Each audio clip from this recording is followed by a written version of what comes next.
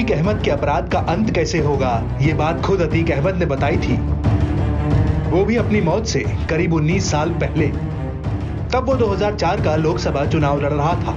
इस दौरान उसने एक अंग्रेजी अखबार को दिए इंटरव्यू में कहा था कि एनकाउंटर होगा या पुलिस मारेगी या कोई अपनी बिरादरी का सरफिरा सड़क के किनारे पड़ा मिलूंगा।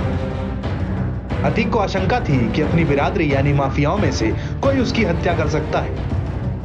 19 साल बाद अतीक की आशंका सही साबित हुई।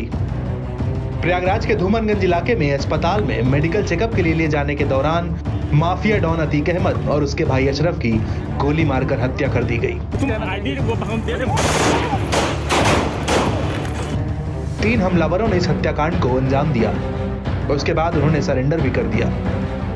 अतीक अहमद ने साल 2004 के आम चुनाव में फूलपुर लोकसभा सीट से अपनी दावेदारी पेश की थी।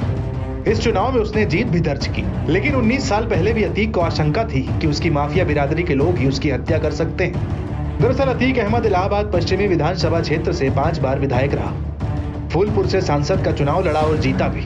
अतीक प्रयागराज के कुछ चुनिंदा पत्रकारों के साथ बैठता था। इस दौरान कई पत्रकार उससे कई प्रकार की बातें करते थे। इसका वो अपने अंदाज में जवाब भी देता था। बातचीत के क्रम में एक बार उसने अपने अंत यानी मौत के बारे में बात की थी।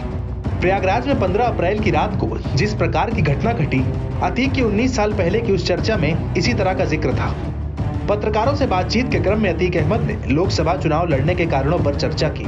अतीक ने कहा था, अपराध की दुनिया में सबको पता होता है अंजाम क्या होना है, इसको कब तक टाला जा सकता है, ये सब यानी लोकसभा चुनाव लड़ना है, इसकी ही जद्दोजहद है।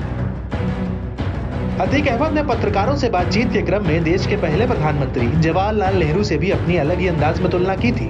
दरअसल पंडित नेहरू फूलपुर लोकसभा सीट से चुनाव लड़कर प्रधानमंत्री बने थे। 2004 के आम चुनाव में अतीक ने इसी सीट से उम्मीदवारी पेश की थी। इस पर जब पत्रकारों ने उससे सवाल किया तो अतीक ने कहा, हम में और पंडित जी में केवल यही समानता नहीं है कि हमने उनकी सीट फूलपुर से चुनाव लड़ा है, हम उनकी तरह नैनी जेल में भी रहे हैं। पंडित जी वहाँ किताब लिखे थे, वहाँ हमें अपनी हिस्ट्री शीट की वजह से जाना पड़ा।